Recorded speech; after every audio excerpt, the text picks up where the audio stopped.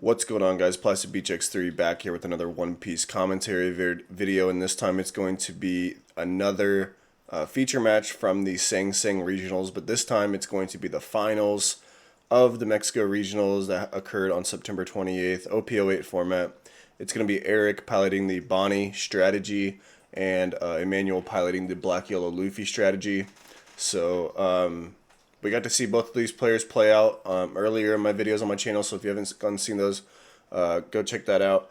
If you want to watch this, the Sang Sang's own stream, it's in the description of all the videos that I've did over their final stream. Very, very entertaining. I don't speak Spanish, but it was cool nonetheless, you know. So I'd go check that out if I were you. So let's get into the list before we start the games.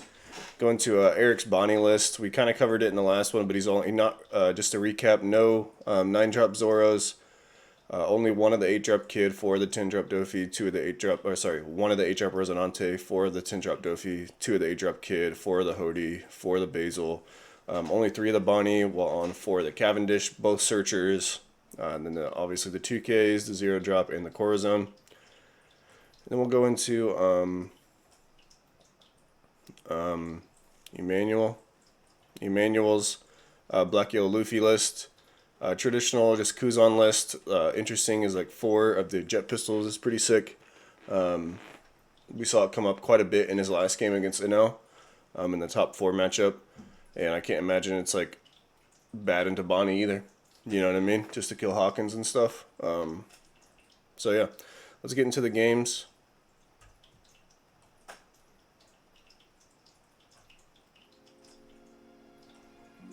Turn on 1.5. Nope.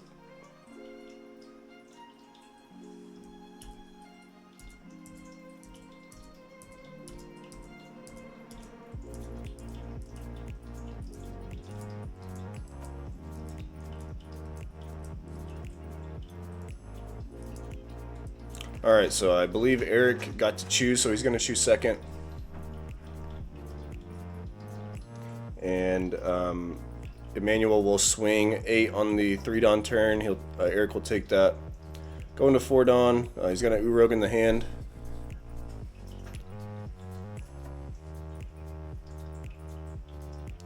Deciding whether to swing or not, interestingly enough.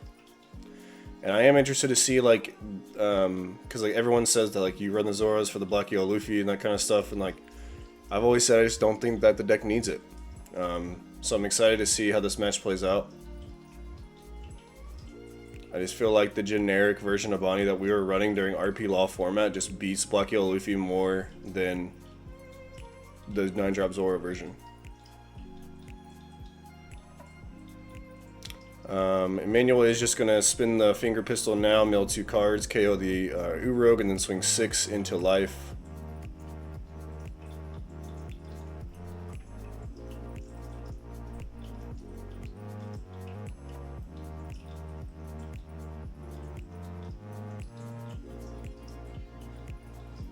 Oh, Happy's about to knock over my water bottle.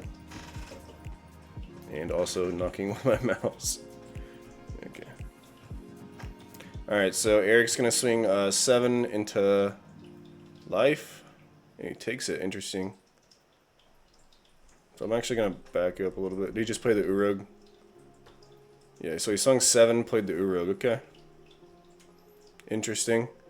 You know, my initial thought process on this is that I probably wouldn't have done that, just simply because you pretty much put him in range for the Rocket Luffy, because the Rocket Luffy requires 2 life, and you're also playing a 4-drop this turn.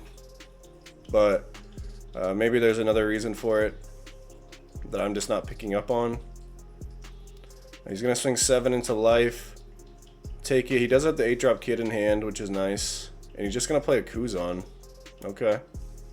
So not getting punished by the Rocket Luffy yet.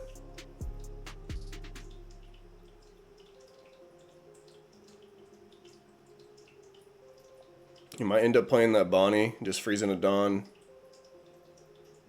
Seems okay. Not the best as it could be, of course, in the matchup. Like being able to freeze them on when they're going to Tendon or something like that is probably better. Of course, it's better, but gotta do what you gotta do. So he's gonna swing 5. He's gonna counter out of that. Swing another 5 with the Urug. Counter out of that with a baby Sabo. And then just gonna play the kid past turn with the Dawn standing from Urug. So getting value out of his Urug is probably smart.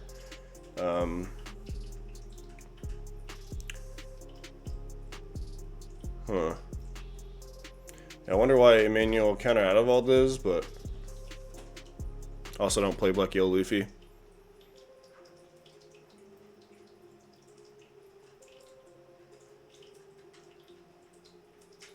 Because, you know, generally you see them taking their life like pretty frequently.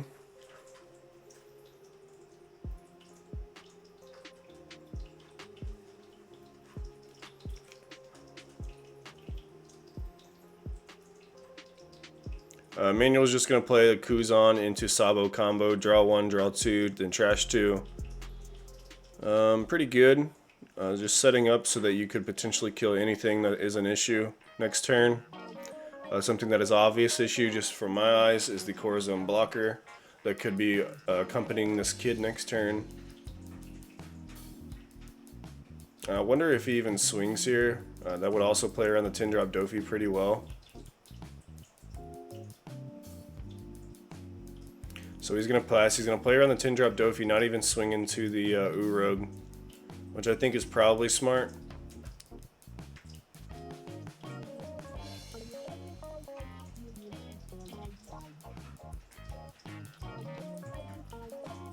He's going to go 5 at life, see if he'll tap the Sabo. He doesn't. You'll give him a 2k counter though.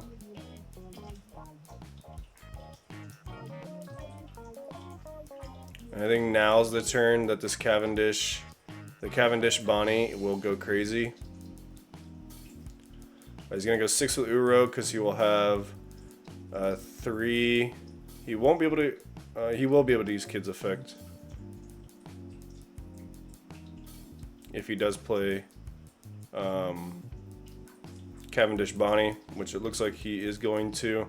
He's gonna swing 9 into life. See if he'll take it. He doesn't. So he's staying at 2 life and just blocks that. Then he's gonna go Cavendish. Tap 5, get 2 back, tap 5 for Bonney. Bonney frees a Dawn. Pass turn.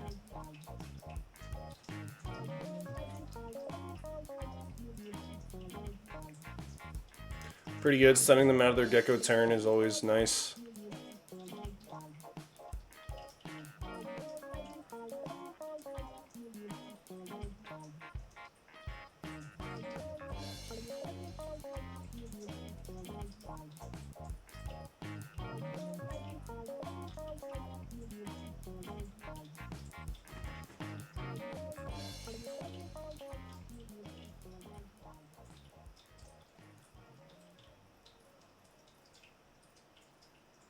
So Manuel debating on what to do here.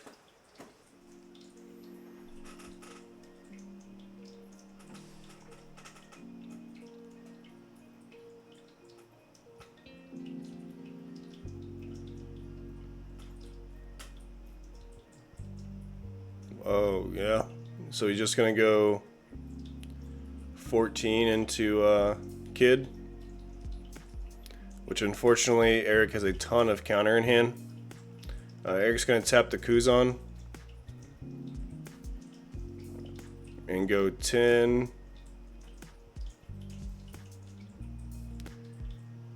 10, 13, 15, and then Emmanuel's actually just going to scoop it up from there. Wow. So maybe I'm just not understanding correctly, but I just don't know why Emmanuel wasn't trying to activate his leader ability. Maybe he just didn't have any 2-drops in hand, and like, without being able to reliably go down to Gecko because of the face of the Bonney character, then it's hard to say whether you'd be even ever able to Gecko. So it's like not worth the risk or something, and just try to stay at high life as long as possible, and then like rip a Rocket Luffy with the Kuzans or something. But Eric's gonna taunt to the crowd. But we're going into game 2 here.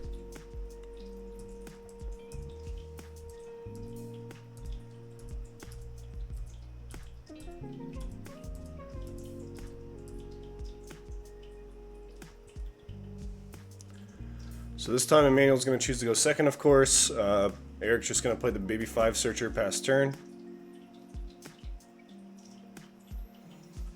Going to play the Garp for Emmanuel, look at top 5.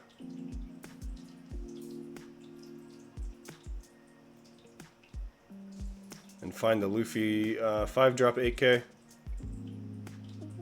Pass turn.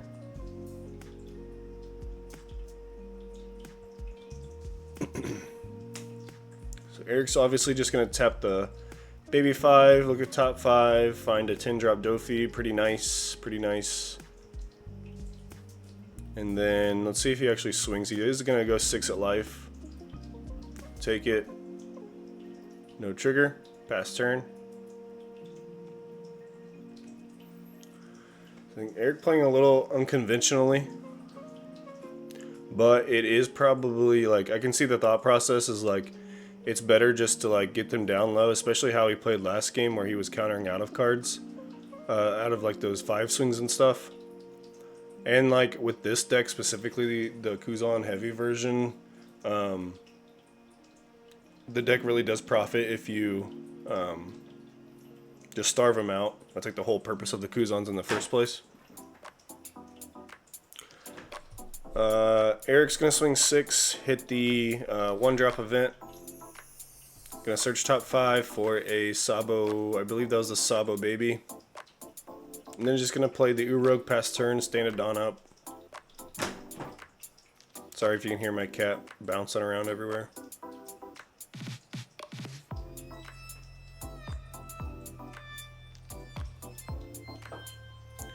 Manuel's just going to play another Kuzan, draw a card, and pass turn without swinging. I think this gets pretty heavy punished by Hody, and unfortunately he just has it. So he's going to tap both Kuzans, swing into them. I don't think there was really any playing around that. If you really didn't want those, if you really needed the Kuzans, which you probably just need double Kuzan in the matchup, then you probably just couldn't swing there, which is unfortunate. And Hody just hard punishes that play, of course. He's just going to go 8-5-5 into these Kuzans.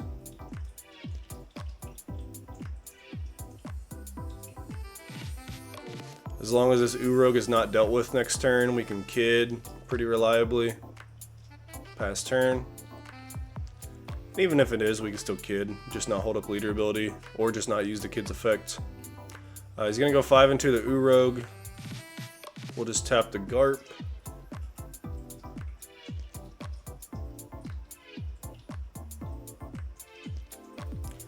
Debating whether to counter this. Like I said, next turn you can go Kid, put a Dawn on your Kid, hold up a Dawn because of Urog, because you will be at 9 Dawn. So it's like decently okay to save it. So he does, and then he's just gonna go Gecko into Kuzan Sabo past turn. And that's what I was talking about. The new way to play Black Eel Luffy is to, like, whenever people starve you, you can play value geckos rather than, like, you know, the broken combo geckos that Black Yellow is known for. So interesting to see if they even play the kid here. It looks like they're not going to. They're just going to go 7 into life.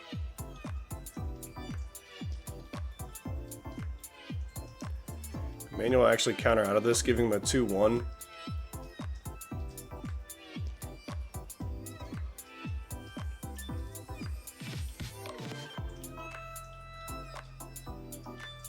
And plus, if you're, like, planning on dofing them, it is pretty good to swing at life, I guess.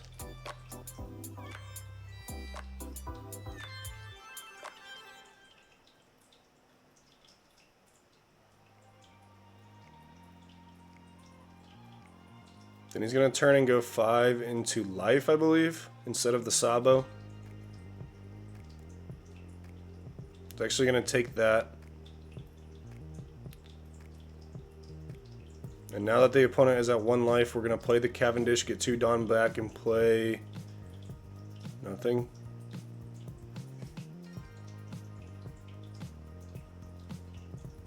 Swing at the Sabo or something.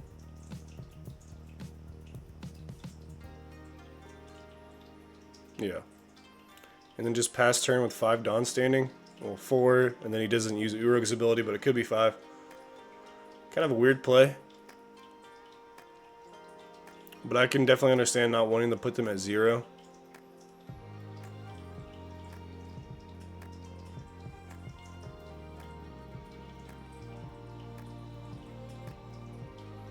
He's going to play Garp, look at top 5. Find the Rocket Luffy to finally be able to KO something with these Kuzans.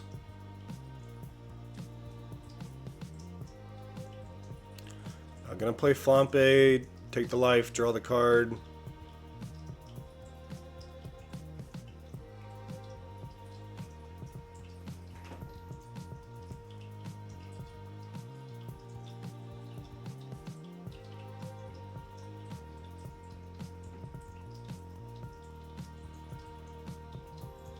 Then gonna swing 5 into the Urog minus, excuse me, minus 4 cost to the Hody. Hody will go down to a 3 cost. And he's just gonna let the Urog die here, which is unfortunate because he won't be able to use his leader ability whenever he goes Dofi for the next 2 turns. But it's just necessary because that Gecko's gonna kill it anyway. And then Emmanuel's going to, first of all, Eric's going to tap the leader with the leader ability, the Bonney leader ability, and then Eric will put 2 Dawn under his leader to use his leader ability, ditching the Rocket Luffy, putting the 5-drop 8k Luffy and the Rocket Luffy in life, going to play a little Luffy to play the Rocket Luffy, KO the Hody Jones, draw a card, and then going to go 9 at life, take that of course.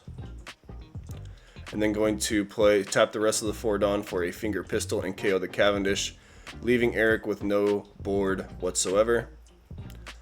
He's going to start 5 into the Kuzan, get a card out of hand, and then just play the 10-drop Dofi to freeze the leader, Kuzan Gecko, pass turn.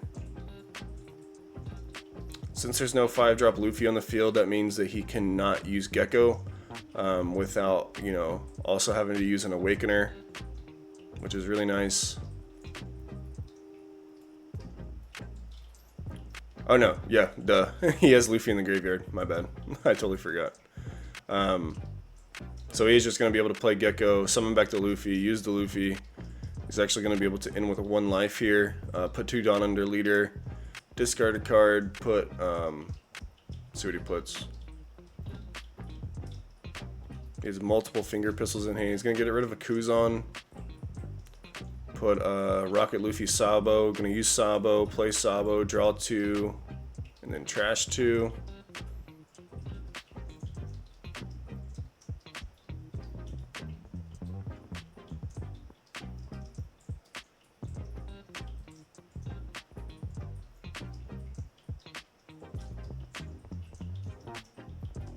Gonna give up the Sabo and another Rocket Luffy pass turn. So now you can just go another 5 into the Kuzan, hopefully get another card out of hand. He might just let that go, but he will just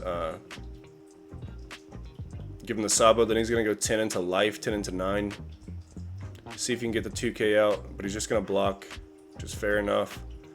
But that means that just, that much less pressure on Eric to buy him time to just stick these 2 Dofis. The leader should be frozen. Yep.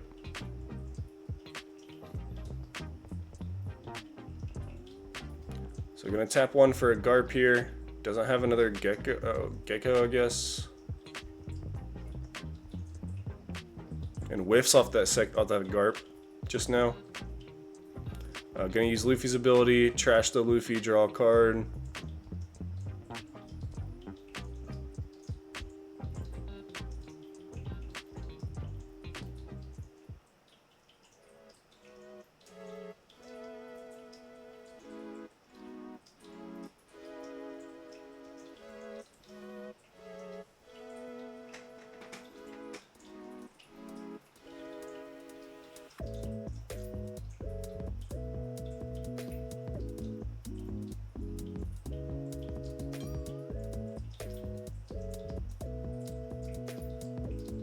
See what Eric or Emmanuel's going to be able to do here.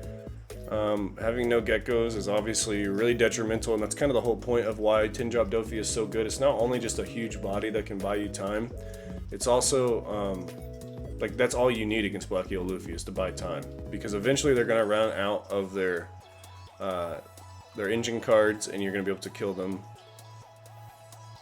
You're gonna have to hard play this Sabo and then put 2 Dawn under leader. Use leader ability, discard the Luffy. Put the Luffy into life and then pass turn, holding up 2 life and a blocker. But only a 5k leader, however.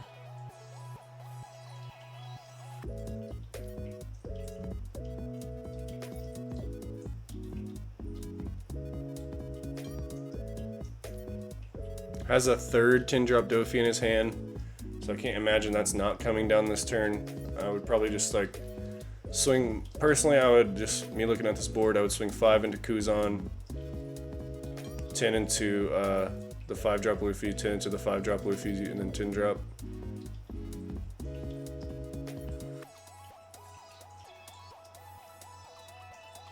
So he's gonna go 5 into the Kuzan, give him a 2k counter. Emmanuel only has, I think, 4 cards in hand. Then gonna go 10 into the Luffy, give him 2-1.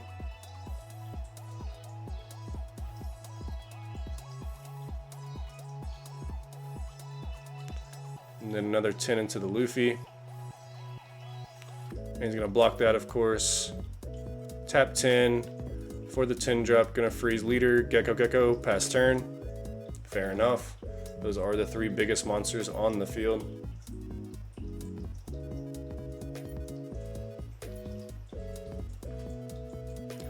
However, this Luffy will be able to give him a card and get him lower in life. He still can't play another Gecko even if he had one.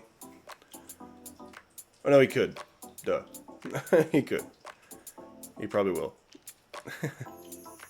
No, he just doesn't have one. He only has 4 cards in hand, so he's going to scoop it up. Wow, so Eric wins it 2-0 in the finals.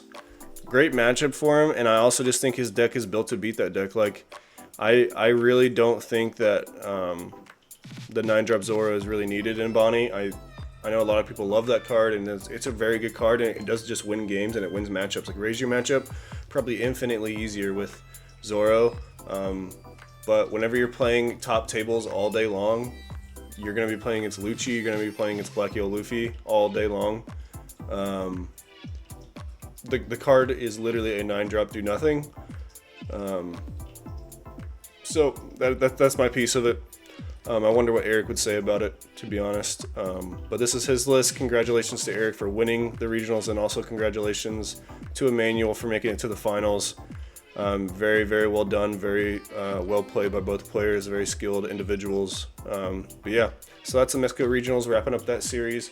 Probably be back to posting the ranked videos here soon, but I wanted to get all these feature matches out of the way for my commentary series. But either way, GG's to all those guys. Make sure to subscribe to Plastic Beach X3 for more One Piece videos, and peace out.